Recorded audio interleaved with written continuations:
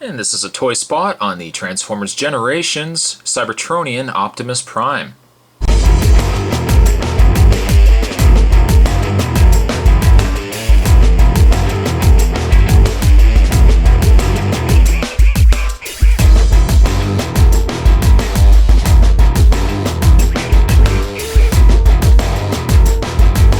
This Optimus Prime is designed from the War for Cybertron video game, which is a great Transformers game. I'm sure anyone who is a fan of Transformers has a copy of War for Cybertron, but this is the Optimus Prime depicted from the video game. It has a advanced transformation of 4 on a scale of 0 to 5. I like the design of the package. We've got Prime at the top there, Transformer Generations, and Autobot down below. On the back of the package, we've got a picture of Optimus Prime both in robot mode as well as his armored truck mode. And the read-up says, when he first became leader of the Autobots, Optimus Prime was not certain he wanted the responsibility. The war with the Decepticons was going badly, and it looked like there was no end in sight. He vowed to himself and to the warriors under his command that he would never surrender, never retreat, and never stop fighting until the Decepticons were defeated. That is Optimus Prime, all right. I have been looking forward to this figure for a very long time. Unfortunately, Canada still has not gotten this guy from what I've seen in retail. I picked this up through Big Bad Toy Store. I'm very excited about getting this guy open up. So what we're going to do is we'll open this guy up and we will have first a look at him in his armored car mode. So stay tuned. Alright, so let's start this review with Optimus Prime in his armored car mode. It's different, and by different I actually do like it quite a bit. Got some of the panels off there. But in armored car mode, it's a very different interpretation of Optimus Prime, but still sticks to the very, I guess, well-known design of Prime, being the red trailer and the blue at the back. Even though it is a different vehicle, it's still, you look at it and you still can tell it's Optimus Prime, and I like that quite a bit. Unfortunately, it doesn't have any option to fold the wheels in, where he can hover like he does in the game.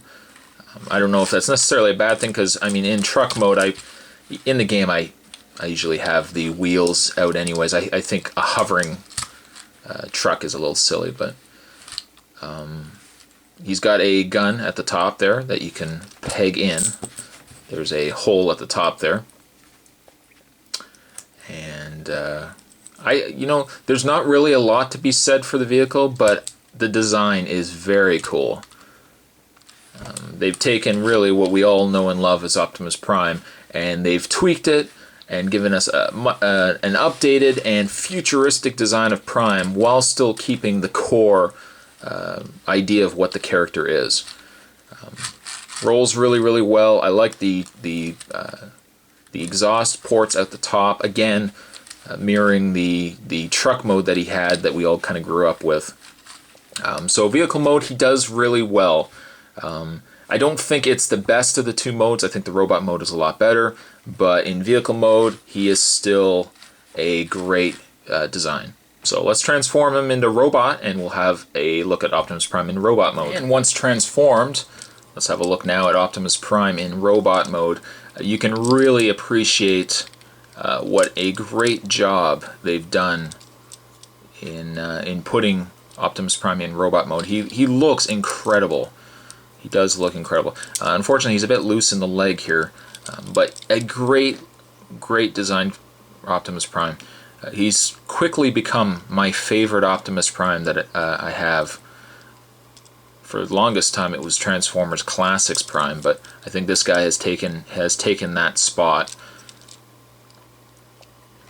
Now the blaster, whoop! Oh, I just gave it away. I was going to say the blaster that here, we'll put him down for a second. I was going to say the blaster that he has in vehicle mode has somewhat of an automorph feature, which I clearly gave away, but the idea is you can actually, if you pinch the latch back, it actually springs out, and like that you have a weapon for Optimus Prime.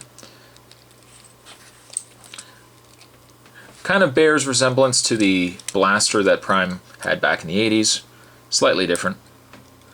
As well, you can take the blaster out, and he's got two holes, one hole there, one hole there on either side of his arm, that you can actually peg the blaster into as well. You can give him a side cannon if you so wish, and I think actually you can take the little side peg and you can also mount that in there as well. So you actually get two ways that you can, well, three ways total that you can mount you can have him holding his blaster, which I really, really like. I think if I could give any strikes whatsoever to Prime here, and it's me nitpicking, I would love to see a Takara release of this guy that's got a little more of the darker color scheme, and I mean certainly it's more apparent in vehicle mode that he would be nice to have all the additional lighting that was more apparent in the game, I think, than the actual toy here. But the toy is fantastic. In the way of his articulation, Prime has a full ball jointed head, so there's pretty much nothing you can't do with his head. His arms can rotate back and forth. You can rotate the bicep, you can bend the elbow, can rotate the hand ever so slightly. Doesn't look like you can rotate anything in the waist. As you can see, as the legs have been moving quite a bit through this review, his legs can move around, back and forth, in and out. You can bend the knee, and you can swivel the foot, and you can kind of bend the toe as well. And just like that. But I mean, what can you say about a Transformer this awesome? It could have done for a Voyager release or Voyager size more than a deluxe. I think then you could have really appreciated this design. But for as small as he is in a deluxe mode or deluxe scale, I think this Prime is an incredible toy.